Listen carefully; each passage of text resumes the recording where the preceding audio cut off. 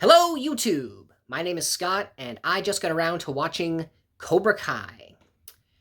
We've made it to the midpoint. Season 5, Episode 5, entitled Extreme Measures. Although, given some of the stuff that happened, I would have called it Desperate Measures, but I'm not the guy in charge, so whatever.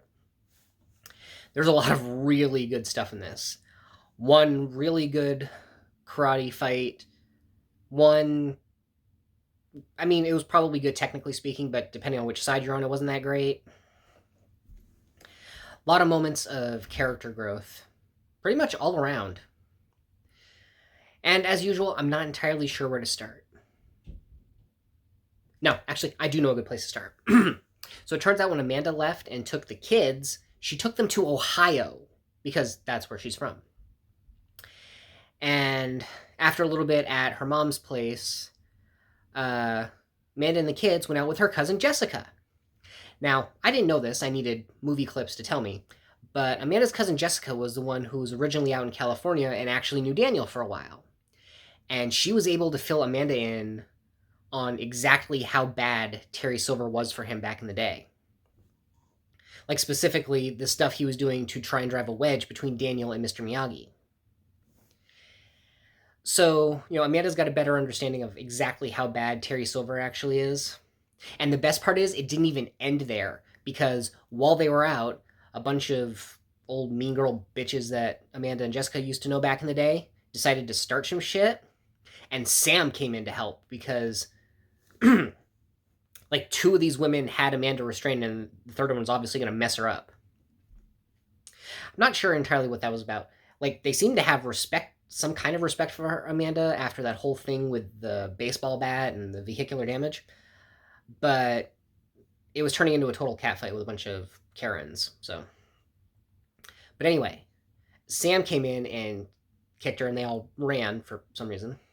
And afterwards, Sam and Anthony were commiserating, and since Anthony had told her about, his problems with Kenny even after he apologized, I think Sam was realizing, hat's back, crooked, just how much of a problem Cobra Kai can be, and she's offering to train Anthony, but skipping over all the chore stuff. Which I was like, really, dude? Come on. You need the muscle memory. That's what that's all about. Everything kind of looks good there. So, well, until you get to the end, but I'll get to that. Because next, time to shift over to Johnny, who is going through a bunch of cockamamie schemes designed to get Miguel and Robbie to bury the hatchet. And they have no plans to do this. First he lures them to Olive Garden, where an extremely exuberant waiter tries to sell them on the idea of, traveling to different places in Italy with whatever food you want. Guy was really earning his pay for this episode. They had no intent of going through with it. Next, Johnny creates an escape room in his apartment. He reversed the door lock so that they couldn't get out and glued all the windows down, because that's a clever idea. They still had no plans of working together. Thankfully, the door was open, because Miguel's grandmother came in acting like Billy the Kid. It was Western themed, but anyway. Now, I gotta kind of dovetail this with what else is going on. Daniel's been all depressed and drunk most of the time since Amanda left. But somebody sent him a clip in the... excuse me. A newspaper clipping in the mail. It was about Kreese being arrested for beating up Stingray, calling him a liar. So Daniel tracks Stingray down, where he has this brilliant new apartment and Johnny's old Cobra Kai painted Challenger, because Silver, who of course bought him off, went and found it and gave it to him. And needless to say, he's paying for his apartment. Now, Stingray refuses to rat on Silver because loyalty is so important. So important that he was willing to overthrow Johnny and Kreese. So, since Daniel figures Stingray's a dead end, he's going to go to Johnny. And talk about a role reversal, okay? Daniel is drunk and raving and ready to fight, and Johnny is the cool, collected one. And he actually gets through to Daniel, You know, he realized that Daniel's the family man, and that's exactly how Daniel should be acting.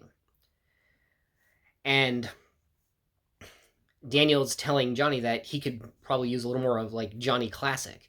Talk about how they fought back in the day at the All Valley, and what would it have been like if that fight could have just gone on longer, and they could just get their hatred for each other out of their systems, right?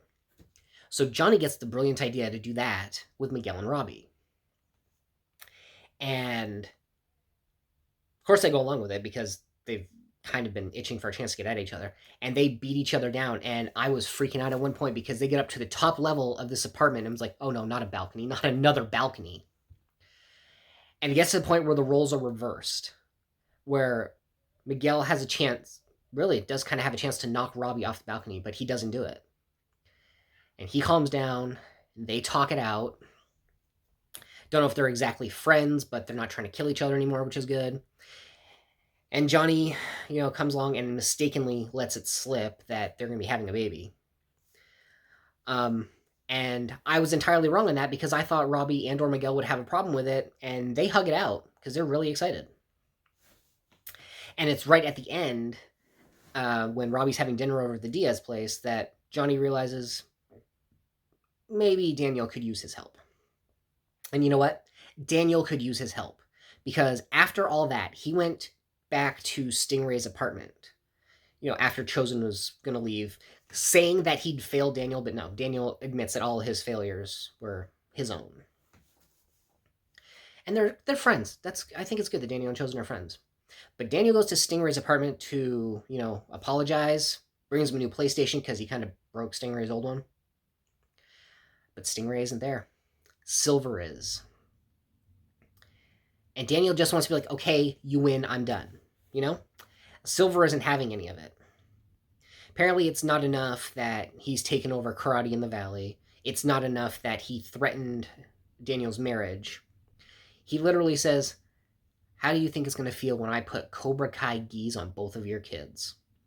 He should know that Anthony has no interest in karate, or didn't anyway. But it's the psychological games, and it works because they have a fight. Now, granted, this is two older guys who may not be in the best shape trying to beat the crap out of each other. I'd like to say that it was, an evenly matched draw, but Silver gets the upper hand. Either it looks like he dislocates Daniel's arm, like his shoulder or his elbow at some point, and he just leaves him there.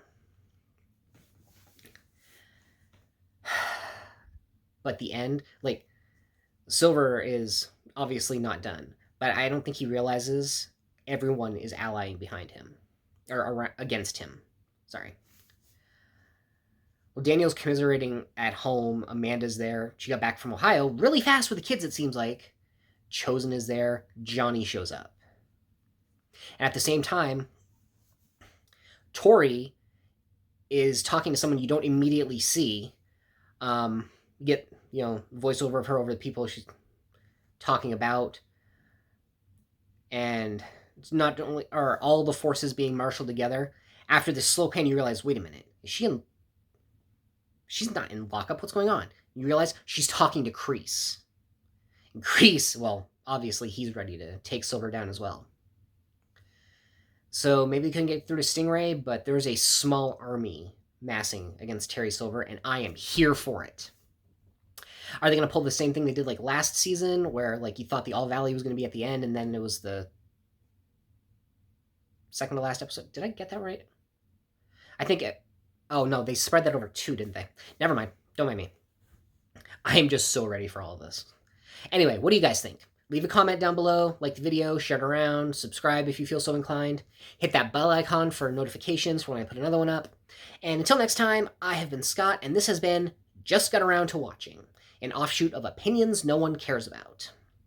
Everyone has opinions. This one was mine.